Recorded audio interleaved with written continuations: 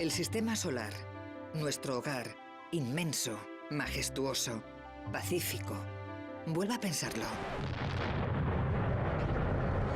En un principio no había nada más que una enorme capa fina de gas. ¿Cómo pudimos transformarnos de eso a esto? Cuando observamos el cielo, estamos buscando nuestros orígenes, lo que sucedió. Si se analiza la historia del sistema solar, se puede presuponer un nacimiento tremendamente caótico. Parece un pinball planetario. Fueron sucesos extremadamente violentos. Se trata de una historia de supervivencia impresionante. Es la formación de nuestro sistema solar.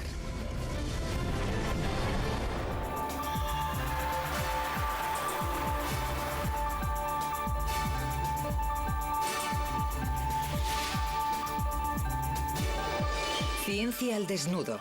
El nacimiento del sistema solar.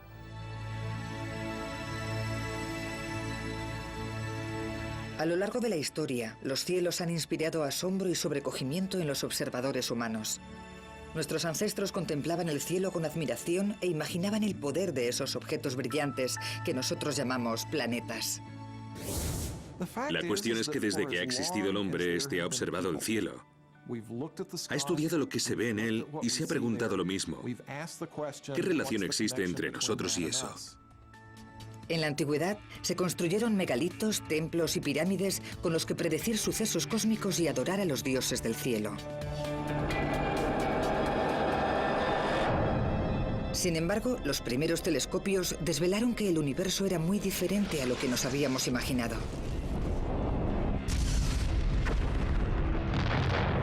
Empezamos a descubrir qué poblaba realmente el exterior. No solo dioses, sino planetas, estrellas e inmensas nubes de gas. En 1755, Immanuel Kant, científico y filósofo alemán, centró sus estudios en esas inmensas nubes o nebulosas hasta dar con una de las primeras teorías modernas que explican cómo se formó el sistema solar. Ha resultado que todas esas nubes preciosas del espacio interestelar son muy importantes, puesto que es ahí donde nacen las estrellas y se forman los planetas. La idea clave de Kant, es decir, que las nebulosas podían colapsar y condensarse hasta formar planetas y estrellas, recibe el nombre de teoría nebular. 250 años más tarde, esta teoría sigue ayudando a explicar el nacimiento de nuestro sistema solar. Hoy en día, nuevas observaciones han revelado cuál es el origen del Sol, los planetas y las lunas del sistema solar. Algunos científicos, como el profesor Jeff Hester, están resolviendo muchos de los antiguos misterios que rodean este proceso de formación. Ahora estamos obteniendo las respuestas a las preguntas que la humanidad lleva cuestionándose desde que existe vida humana en la Tierra. Y esas respuestas cambian el concepto que tenemos de nosotros mismos.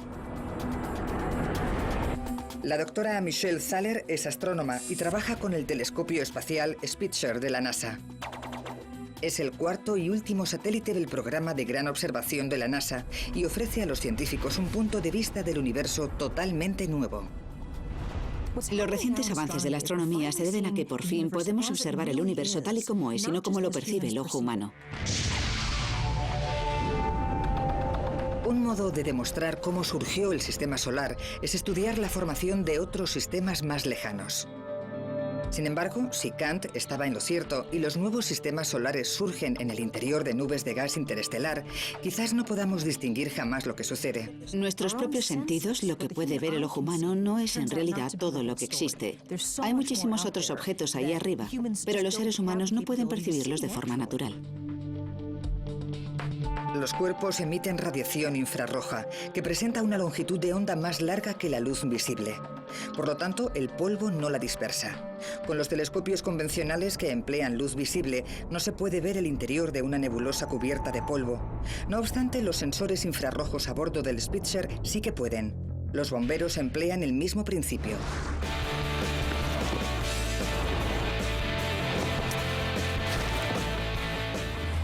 Esta habitación está repleta de humo. No hay manera de ver con nuestros ojos o con una cámara normal qué sucede en el interior. Por eso los equipos de bomberos emplean cámaras de infrarrojos para detectar a las personas que están en la sala, aunque en realidad lo que observan es el calor de su cuerpo. El Spitzer funciona del mismo modo, ya que consigue divisar planetas dentro de gigantescas nubes de humo y polvo, lo mismo que logran hacer estos chicos con personas. La luz visible se bloquea completamente con el humo y el polvo, pero la luz infrarroja presenta una longitud de onda más larga y es pura coincidencia que no haya elementos químicos que la detengan. Puedo ver que hay una persona ahí dentro. Señor, ¿puede oírme? ¡Despierte! ¡Fuego! ¿Está bien? Creo que ahora se pueden imaginar mejor en qué medida somos capaces de detectar lo que antes de emplear el telescopio espacial Spitzer nos era imposible. Una cámara en una habitación llena de humo es una cosa, pero un telescopio en el espacio exterior es algo muy distinto.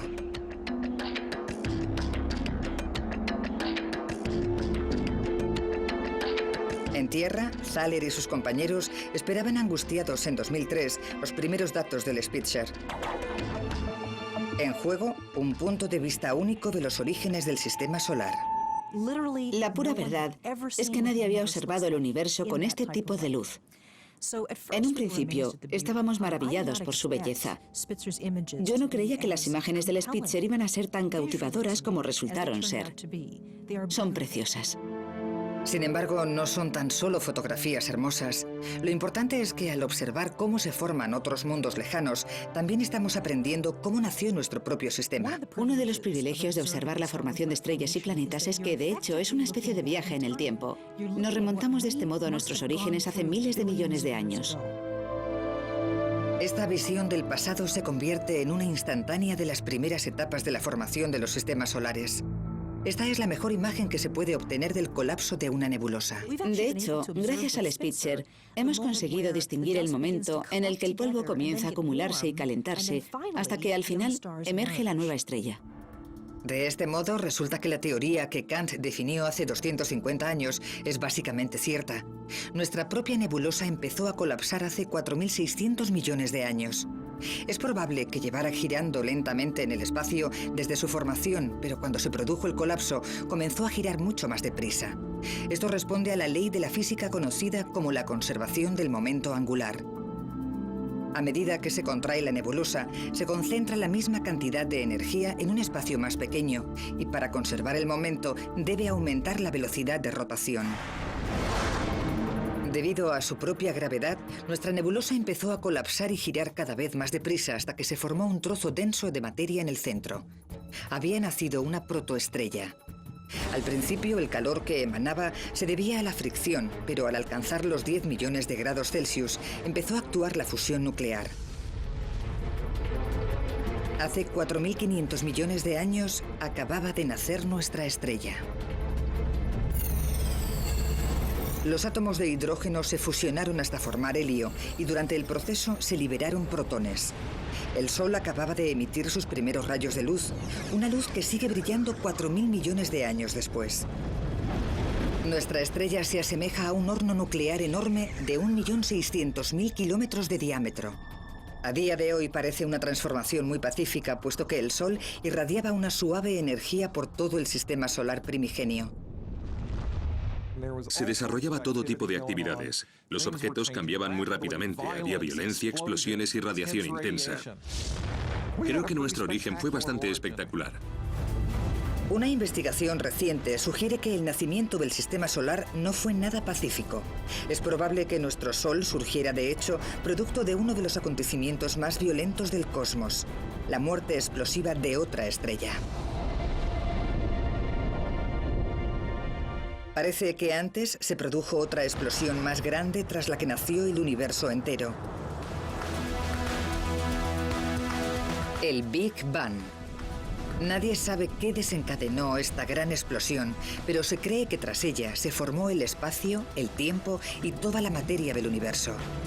No obstante, algunos astrofísicos, como el profesor Stan Busley, no saben cómo justificar que durante el proceso no se elaborara casi ninguno de los 88 elementos químicos de la naturaleza.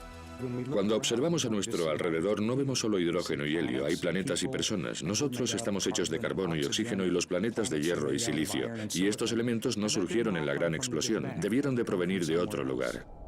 Aquí, en la Tierra, hemos aprendido cómo crear nuevos elementos por nuestra cuenta mediante la tecnología nuclear. Lo mismo sucede dentro de las estrellas. El hidrógeno y el helio del Big Bang se fusionan para producir elementos más pesados. Y si la estrella es lo suficientemente grande, en el ocaso de su vida realiza algo espectacular: explota. La energía de la explosión de una supernova prácticamente equivale a toda la que el Sol emitirá en sus 10.000 millones de años. Por su parte, la supernova la irradia en menos de un día. Y a continuación, se expande durante varios meses. Mientras se dilata, brilla tanto como una galaxia entera, tanto como 1.000 millones de soles juntos. Los procesos nucleares extremos que se producen dentro de la estrella moribunda fusionan los elementos que ésta creó en vida y surgen elementos más pesados. Cuando explota la estrella, estos se esparcen por el espacio. Al morir una supernova, crea los elementos esenciales para que surjan planetas y vida en otro lugar. Los productos obtenidos tras millones de años de reacciones nucleares se dispersan por el gas interestelar. Durante este proceso surgen algunas de las nubes a partir de las cuales nacerán al final nuevas estrellas. No obstante, son nubes tan finas que es difícil saber qué provoca que colapsen. El mejor modo de averiguarlo es examinar la materia que una vez constituyó la nube, y eso significa analizar los dos objetos más antiguos del sistema solar: los asteroides y los cometas. Pero antes de nada, los científicos necesitan recoger muestras del espacio exterior.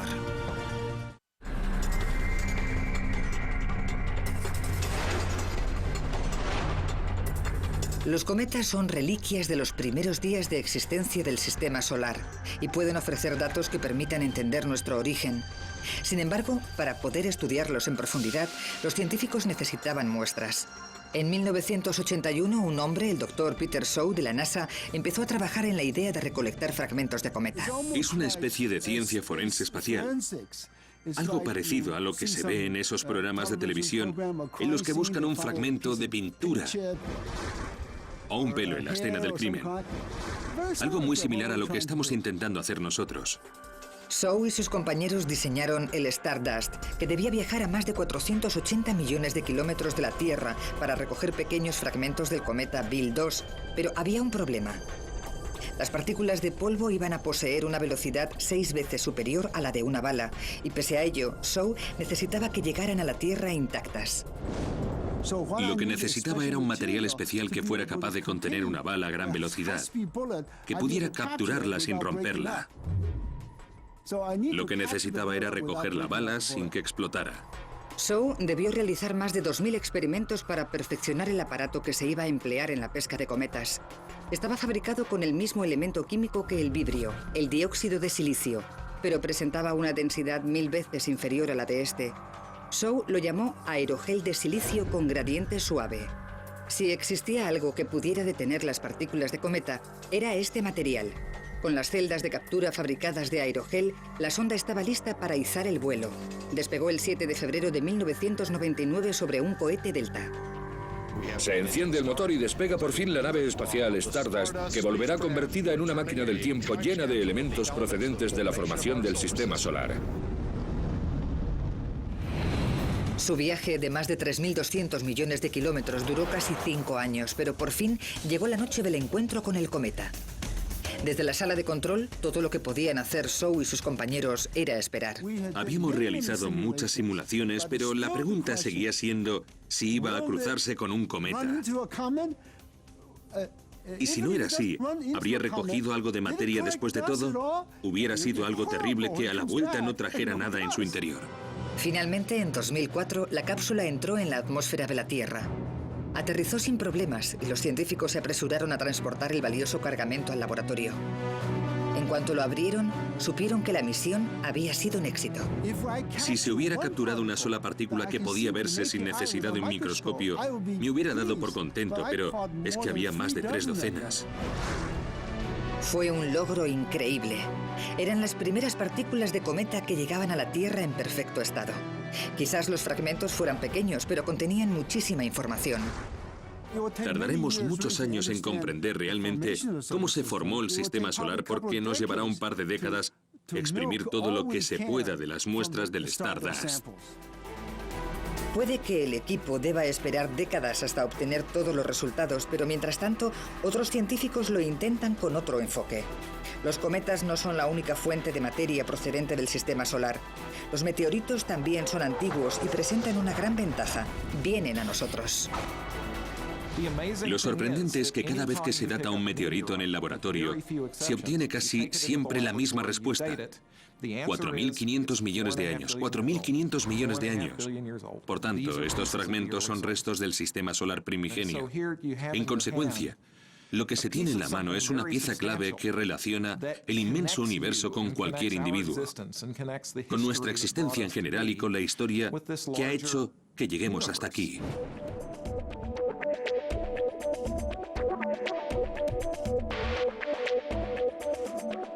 Después de exhaustivos análisis, el equipo de Hester descubrió isótopos inestables de hierro 60 en el interior de los meteoritos.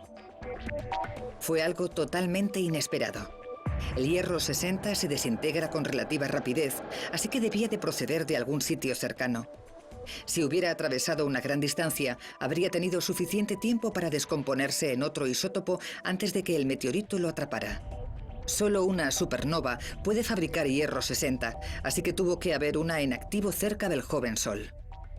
Fue sorprendente que obtuviéramos una prueba tan irrefutable de que el joven Sol, el sistema solar primigenio, estuvo rodeado de un ambiente violento cerca de una estrella enorme y que sufrió la explosión de una supernova.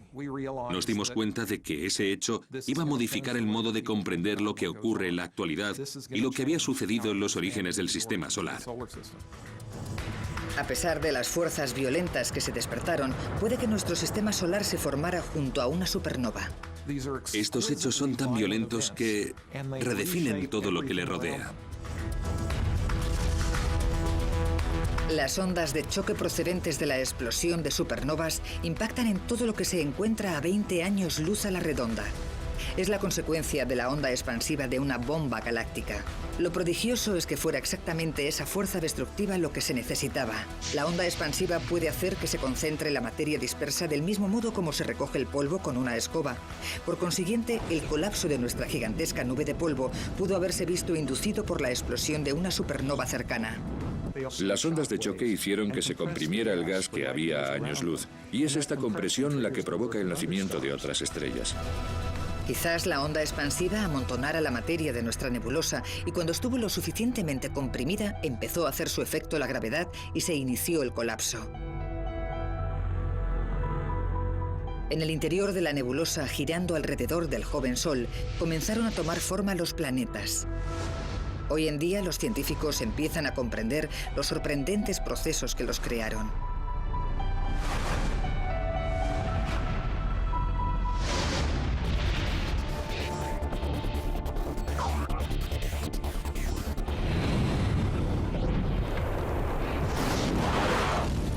Durante años, el proceso de la formación planetaria había turbado a los científicos. Algunos astrónomos creen que los planetas crecieron dentro de la nube de partículas de gas que rodeaba al Sol recién nacido. Sin embargo, esta materia estaba demasiado dispersa como para que la gravedad provocara que se amontonase. En 2003, unos cuantos experimentos informales a bordo de la Estación Espacial Internacional lanzaron algo de luz sobre este antiguo misterio.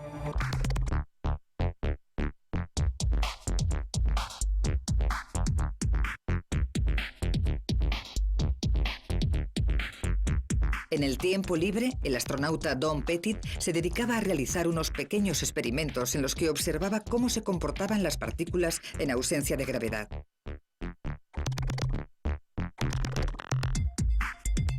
Tomaba diferentes tipos de granos, de café, azúcar y sal y los colocaba en bolsas. Después contemplaba cómo empezaban a unirse unos a otros.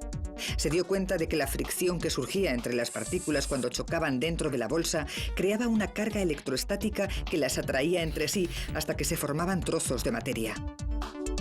Esas mismas cargas electroestáticas también habrían aparecido si el experimento se hubiera realizado en la Tierra, pero en nuestro planeta la potente fuerza de la gravedad habría hecho imposible observar esos mismos resultados.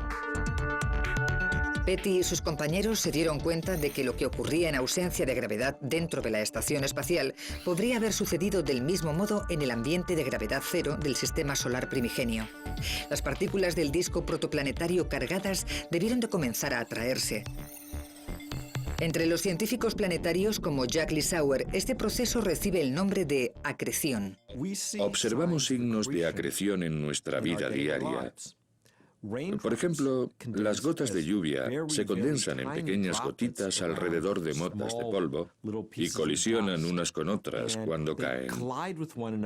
Del mismo modo, las partículas colisionan dentro de la nebulosa solar y se convierten en objetos más grandes. Cuando los fragmentos alcanzan el tamaño de una montaña, empieza a actuar la fuerza gravitatoria, más potente que la fuerza electrostática, así que se acelera el proceso. En un periodo de 1 millón de años, esos fragmentos pueden convertirse en planetesimales, o partes de planetas, que con el tiempo formarán un planeta entero. La gravedad mantiene a los planetas en sus órbitas alrededor del Sol. De siempre se entendía que se trataba de una misteriosa fuerza, pero desde Einstein los científicos tienen un concepto diferente de la gravedad.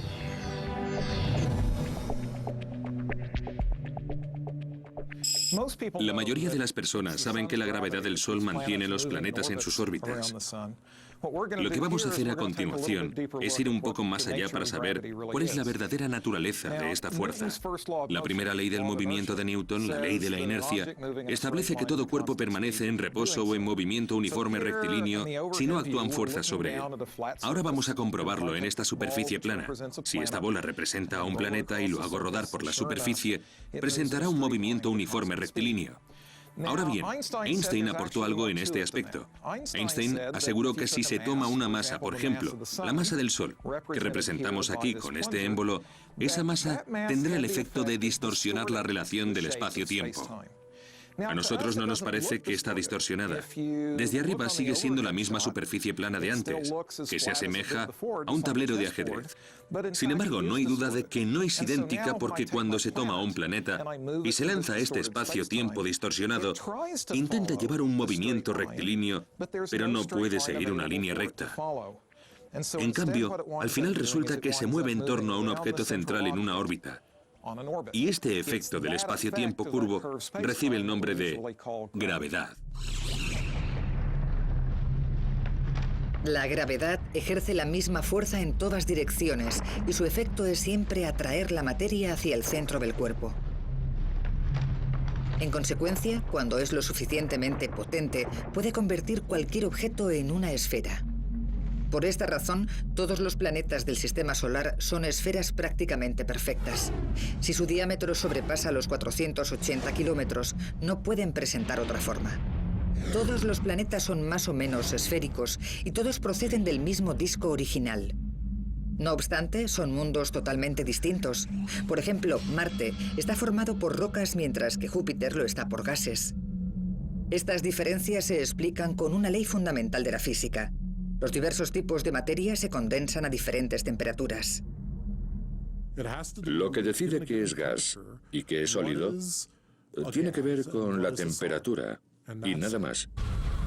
En un principio, toda la materia existente alrededor de nuestra joven estrella estaba tan caliente que se presentaba en estado gaseoso.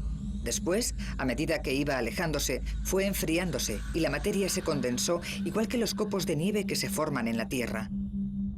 En el sistema solar interno, que estaba más cerca del Sol, la temperatura era elevada, demasiado elevada para que se condensen el gas o el hielo. A esa distancia se evaporarían de forma instantánea. Sin embargo, las partículas metálicas no tienen problema en ese ambiente y, por lo tanto, surge el planeta más metálico, Mercurio. El astrofísico Steve Dees es una autoridad en formación planetaria. Su investigación le ha llevado a comprender la hostilidad que debe reinar en Mercurio. No hay atmósfera ni océanos, solo hay roca y la zona que está orientada hacia el Sol alcanza tal temperatura que, por ejemplo, el plomo se fundiría sin problemas. Llega a haber cientos de grados Celsius. Ese calor sofocante se debe a que Mercurio está muy próximo al Sol, prácticamente a 1/3 de la distancia entre este y la Tierra. A medida que nos alejamos, desciende la temperatura unos 500 grados centígrados. En este ambiente se condensan partículas más rocosas. En consecuencia, en esta región se formaron Venus, la Tierra y Marte.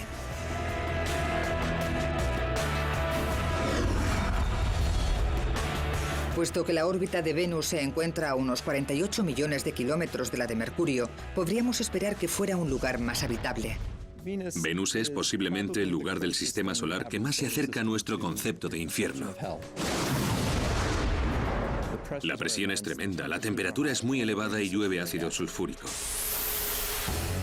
A 42 millones de kilómetros de allí se encuentra nuestro planeta Tierra. La Tierra ha recibido el apodo de Ricitos de Oro. No es muy cálida ni muy fría. Su órbita se halla a la distancia correcta del Sol y de ese modo puede existir vida. Nuestro planeta cuenta con una capa de ozono protectora que nos salvaguarda de la radiación nociva de los rayos UVA y un campo magnético que repele la radiación cósmica mortal. La Tierra es además el único planeta interno que posee una luna grande. Hoy en día, algunos científicos como Gary Lofgren siguen estudiando las muestras que trajeron los astronautas del Apolo hace 30 años.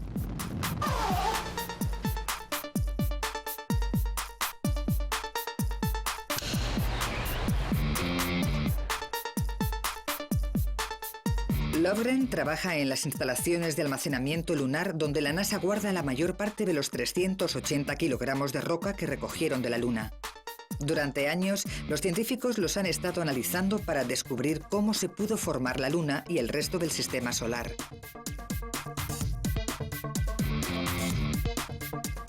Se trata de una fuente inestimable para los geólogos. Y los astronautas del Apolo dieron mucha importancia a recoger el mayor número de muestras posible, incluso desoyendo las órdenes. Neil Armstrong se aseguró personalmente de volver con un montón de rocas. En mi opinión, decidió desobedecer las órdenes, puesto que para llenar una caja de piedras desapareció del objetivo de la cámara, algo que tenía prohibido. Cuando se analizaron estas muestras en el laboratorio, pronto se obtuvo información sorprendente. Rápidamente descubrimos que los elementos químicos presentes en la Luna eran muy diferentes de los de la Tierra y no casaban con los que esperábamos encontrar según nuestras teorías. Resultó que las rocas lunares y por consiguiente la Luna en sí eran más jóvenes de lo que se había pensado. Todas las teorías que habíamos definido se desmoronaron después de estar allí. Tardamos varios años en dar con alguna explicación.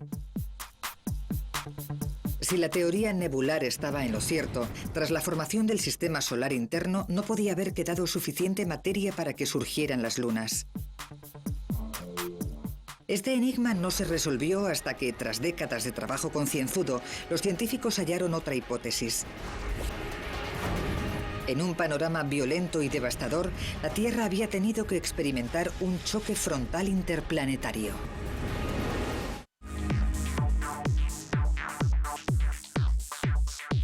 En 1969, Neil Armstrong fue el primer hombre que caminó sobre la Luna. Solo después de que los astronautas del Apolo trajeran muestras lunares, pudieron comprender los científicos cómo se había formado nuestro satélite. El estudio de los isótopos químicos sugirió que la Luna está constituida en parte por materia procedente de la Tierra. Un descubrimiento totalmente inesperado. Los investigadores no sabían explicar cómo podía haber llegado hasta allí. Finalmente se expuso una nueva teoría, una teoría audaz que sugiere que en el sistema solar primigenio no había 8, sino 20 objetos de tamaño planetario en órbita alrededor del Sol. Cuando se piensa en las primeras etapas de la formación planetaria, hay que imaginarse que era una especie de pinball. Todos los objetos iban de un lado a otro a gran velocidad y de vez en cuando chocaban entre sí.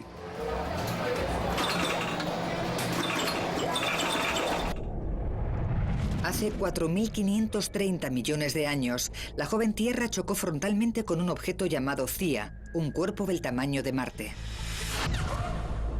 Si se produjera esa colisión hoy en día, probablemente conllevara el fin de la humanidad. Equivaldría a muchísimas bombas de hidrógeno explotando en la superficie de la Tierra a la vez.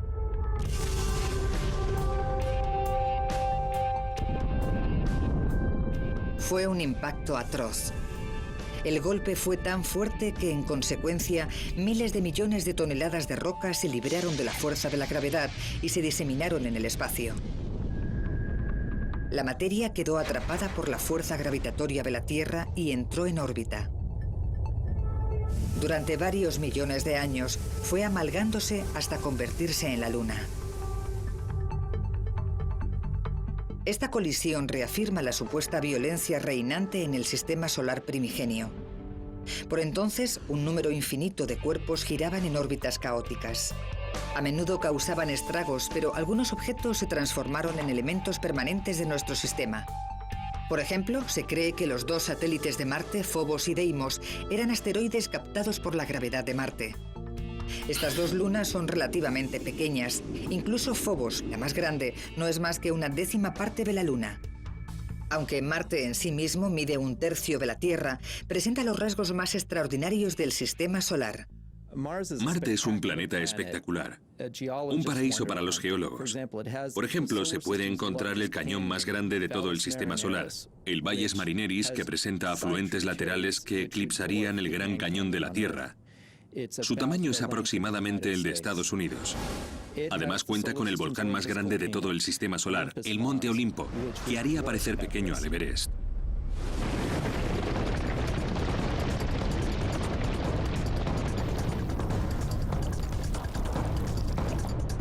Marte es el último de los 4 planetas terrestres internos. Son cuerpos rocosos que orbitan dentro del cinturón de asteroides. La razón por la que estos planetas no crecieron más solo puede explicarse con una falta de materia. En el sistema solar primigenio no había mucha cantidad de roca y metal. Constituían un 0,6% de toda la materia disponible. Además, los planetas internos no podían acumular componentes gaseosos porque hacía demasiado calor para que se condensaran. Por lo tanto, todos los gases se solidificaron más lejos. Pero antes de llegar a esa zona y a los planetas externos, hay que atravesar el cinturón de asteroides. La ciencia ficción ha dado la imagen de que es una zona abarrotada y difícil de cruzar. En la actualidad sabemos que en el cinturón hay por lo menos decenas de miles de asteroides que llegan a los 2 kilómetros de diámetro. Sin embargo, sería bastante improbable que una nave pilotada chocara contra uno. De hecho, debemos ser muy meticulosos si queremos que alguna sonda espacial alcance un asteroide, porque la distancia media que existe entre uno y otro puede ser de más de 1,5 millones de kilómetros. Tras atravesar el cinturón de asteroides, nos topamos con una frontera crítica invisible. Recibe el nombre de línea de temperatura crítica. Tras cruzar esta frontera espacial, a unos 450 millones de kilómetros del Sol, nos encontramos con planetas completamente diferentes. En algún lugar del cinturón de asteroides había una línea de temperatura crítica a partir de la cual hacía el frío suficiente para que se condensara el agua. Esta transición fue gradual, pero muy importante. Más allá de esta línea, los llamados planetas externos fueron tomando forma. Son mundos muy diferentes comparados con los planetas internos, y esto se debe al tipo de sustancia que se condensa en esta zona más fría. A una temperatura de menos de 37 grados Celsius, los compuestos de hidrógeno, como el agua, el metano y el amoníaco, son capaces de condensarse, y en el sistema solar primigenio había billones de esos elementos. Sin embargo, los planetas externos debieron alcanzar una masa 10 veces superior a la de la Tierra para empezar a crecer. Esa cantidad de masa es la que les proporciona la fuerza gravitatoria necesaria para atraer a billones de toneladas de gas. Como una bola de nieve. Cuanto más grande eran los planetas, mayor cantidad de gas atraían. Debió de ser una carrera contrarreloj para ver cuál de los 2 núcleos crecía más deprisa, teniendo en cuenta que el disco de gas que los rodeaba era limitado. Dio la casualidad de que Júpiter y Saturno estaban en el lugar adecuado. Rápidamente se convirtieron en superplanetas gigantes. Y puesto que en la actualidad están formados por un 90% de gas, también se les conoce como los gigantes gaseosos. El más grande es sin duda Júpiter. Este planeta gigantesco posee una masa que es 300 veces superior a la de la Tierra, mientras que su volumen es 1000 veces más grande. Según Hal Levison, tenemos suerte de que Júpiter sea tan inmenso, ya que la gravedad de este planeta es tan poderosa que a menudo desvía la trayectoria de algunos cometas que, de otro modo, penetrarían en el sistema solar interno. De hecho, Júpiter es el hermano mayor que nos protege del medio hostil que existe más allá de su órbita. Y en particular, nos salvaguarda de esos pequeños cometas helados que podrían chocar contra nosotros. Sin embargo, Júpiter los desvía al exterior del sistema solar. Saturno es el segundo planeta más grande del sistema solar. Y resulta que tenemos suerte de que no creciera más. Según los experimentos que hemos realizado, si hubiera habido en un mismo sistema solar 2 planetas del tamaño de Júpiter, habrían acabado por atraer al resto de planetas. Nosotros estuvimos muy cerca porque Saturno no es mucho más pequeño que Júpiter. Casi no nos convertimos en un sistema solar estable. Con que hubiera crecido un poco más, no estaríamos hoy hablando de ello.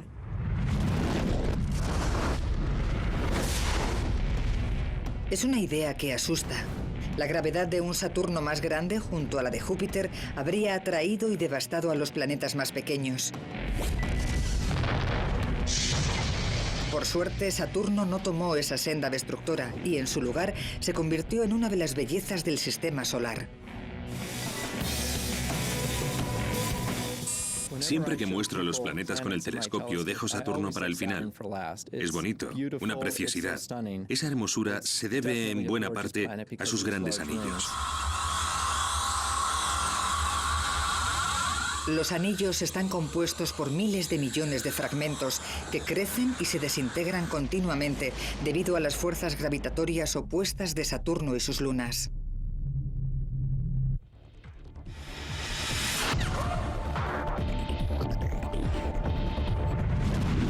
Urano se halla a casi el doble de distancia del Sol que Saturno.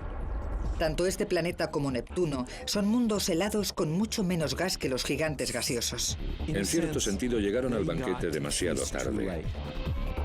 Urano es un lugar muy sencillo de color verde azulado gracias a la capa de metano que recubre su atmósfera. Debido a esa lejanía, no se convirtió en un gigante de gas, sino en uno de hielo. La temperatura media alcanza los 200 grados bajo cero. Desde que Plutón se ha visto degradado a la categoría de planeta enano, Neptuno, de color azul, es actualmente el último planeta. Hasta hace poco se pensaba que estos cuerpos marcaban el final del sistema solar.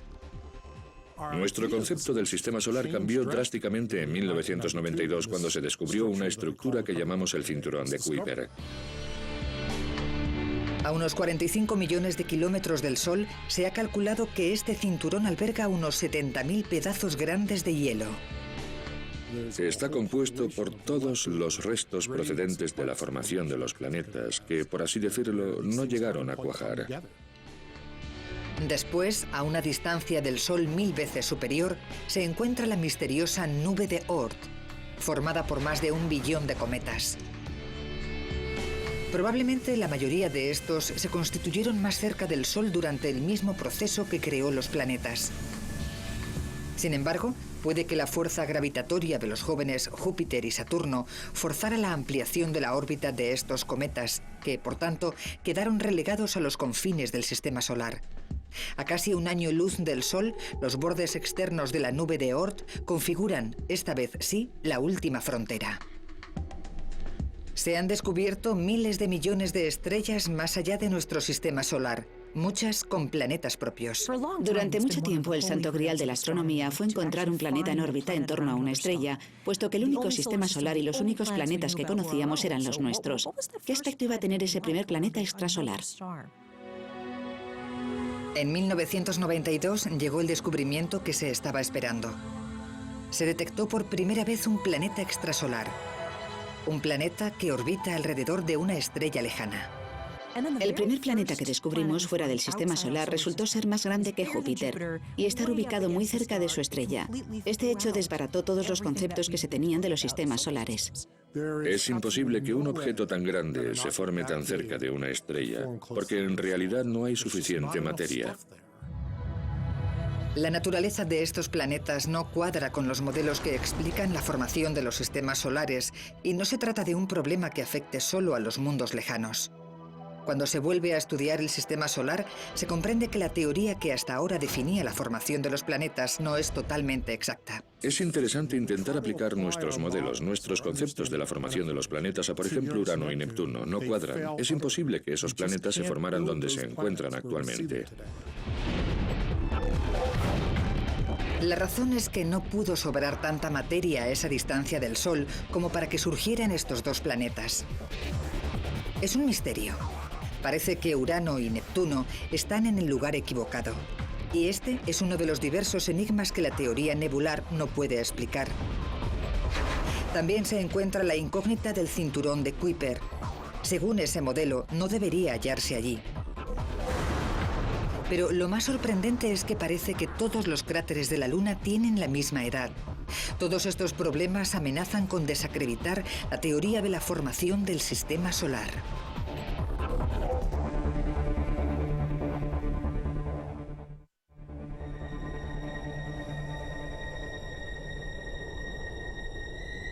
La Luna puede ser nuestro vecino más cercano, pero aún esconde numerosos secretos. Sin una atmósfera o un clima específico, el paisaje lunar no cambia prácticamente nada. Por consiguiente, se creía que una serie de bombardeos cada 1000 años era suficiente para explicar su superficie agujereada. Sin embargo, las misiones de los Apolos recogieron muestras de roca lunar, entre las que se incluían los restos procedentes de antiguos impactos. Los resultados de los análisis contaron una historia muy diferente. A medida que estudiábamos la Luna, quedaba claro que un gran número de los cráteres surgieron hace unos 3.900 millones de años, y por tanto durante esa época debió de haber una concentración elevada de colisiones. Los geólogos lunares emplean métodos de datación radiométrica para determinar la edad de las muestras. Fue una gran sorpresa descubrir que la mayor parte de los cráteres se formó en un periodo relativamente breve de bombardeos.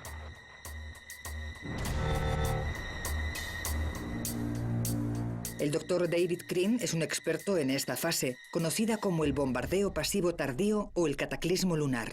Estos resultados de la Luna nos explican en realidad aspectos del origen, la estructura y la evolución de todo el sistema solar. Decenas de miles de grandes meteoritos debieron de impactar en la Luna durante el cataclismo lunar. La Tierra también debió de recibir algún golpe. Hoy en día, en la superficie de la Tierra, solo perduran los cráteres más jóvenes, como estos de Arizona, que tienen entre 20.000 y 50.000 años. La mayoría han desaparecido, pero hace 3.500 millones de años no había manera de evitar los impactos. Estamos hablando de entre 20.000 y 40.000 meteoritos con la suficiente energía para cambiar la situación del planeta.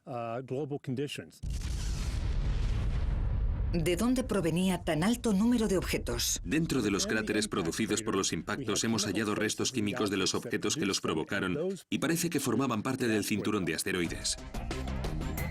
Esta hipótesis cuadra. Los objetos que una vez golpearon la Tierra corresponden químicamente a las rocas que forman el cinturón de asteroides, así que se sabe con seguridad de dónde provenían. No obstante, hoy en día, la mayoría de los asteroides recorren órbitas estables. No se encuentra causa aparente que justifique la entrada de miles de ellos en el sistema solar interno. Por lo tanto, el bombardeo seguía siendo un enigma. En 2004, Hal Levison dio con una hipótesis. Con un equipo internacional, definió un nuevo modelo para explicar la formación del sistema solar. Fue una especie de luz que me iluminó. Estaba sentado en el despacho y de repente me di cuenta de que acababa de solucionar un problema en el que llevaba gente trabajando décadas. En esos momentos era el único en toda la historia de la humanidad que había llegado a comprender el problema.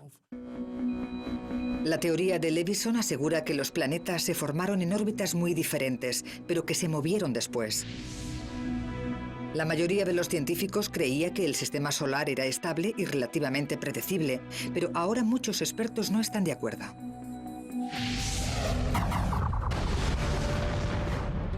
Quizás se deba a la sabiduría popular.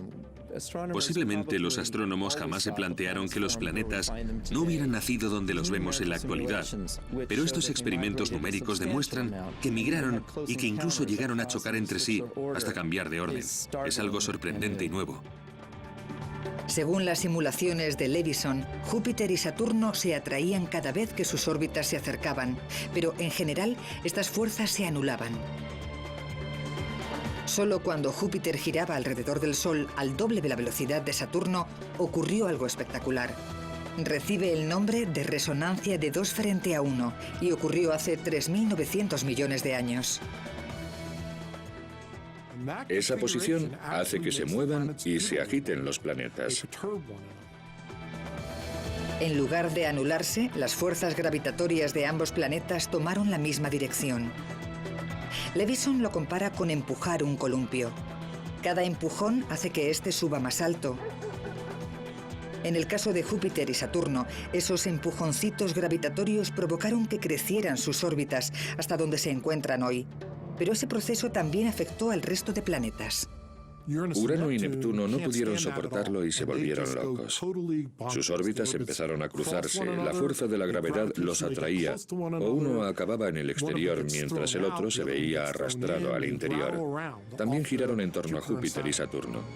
Según esta teoría, es probable que Urano y Neptuno cambiaran de lugar y en consecuencia expulsaran cientos de asteroides fuera de sus órbitas. Solo pudo reinar el desastre. Algunos asteroides se vieron expulsados al exterior mientras otros se dirigían al Sol. Miles de ellos impactaron en los planetas interiores y en la Luna terrestre. Puede sonar a una transformación demasiado caótica para ser cierta, pero diversas pruebas empiezan a sugerir que eso fue exactamente lo que sucedió. No podría volver a ocurrir. Júpiter y Saturno se encuentran demasiado lejos. Sin embargo, este acontecimiento debió de ser clave en la formación del sistema solar. Lo increíble es que se desarrollara de este modo, porque podría haber habido un final muy diferente. Podría haberse tratado del tipo erróneo de estrella o podría haber habido demasiados planetas gigantes. Hay tantos aspectos que podrían haber salido mal, que es una suerte que estemos actualmente aquí. A diferencia del sistema solar diverso que vemos hoy, podíamos haber permanecido siendo cenizas, gas y polvo. ¿Qué sucederá en el futuro? Dentro de 5.000 millones de años, cuando el Sol se quede sin energía, empezará a expandirse y arrastrará consigo a todos los planetas interiores. Algunos sobrevivirán como mundos fantasmagóricos en órbita alrededor de una estrella muerta. No podrá ser de otra manera. Pero, de momento, tenemos suerte de seguir con vida.